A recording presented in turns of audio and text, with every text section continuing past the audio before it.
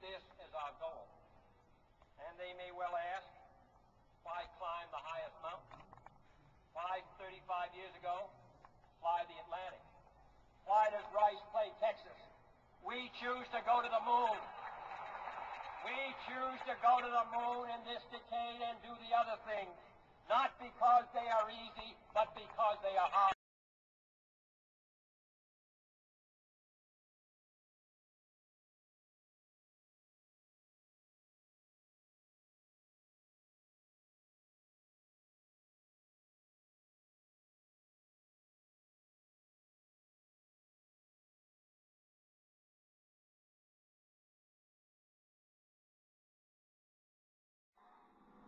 Did they really land on the moon?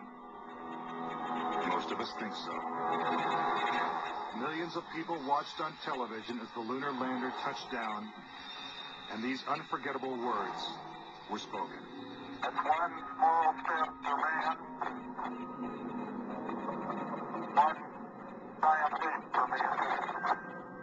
But even today, there are those who claim that believing in man's one small step requires one giant leap of faith. Bill Casing was an analyst and engineer at Rocketdyne, the company that designed the Apollo rockets.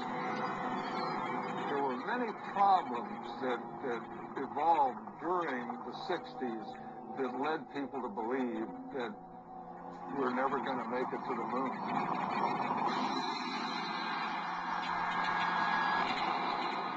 3 decades ago, when the world watched Apollo's lunar landings, Bill Casing was watching too.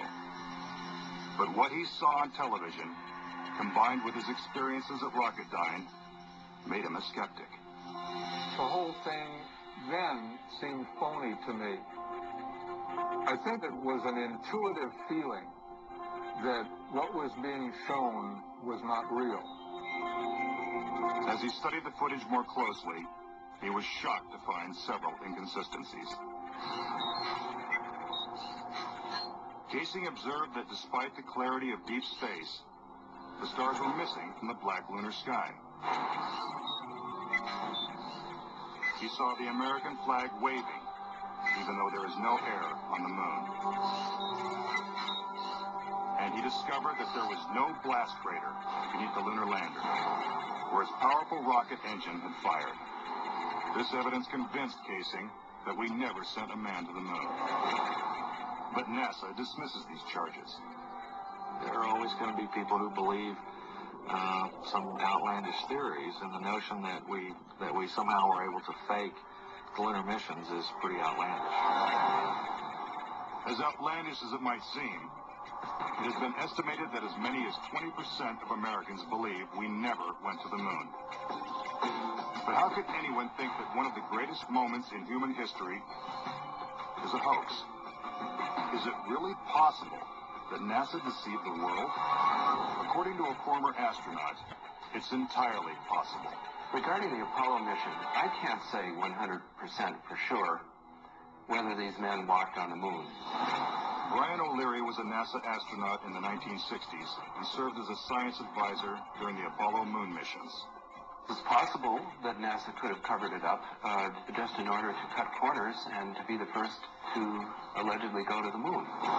Was getting to the moon first so important that our government would consider faking it?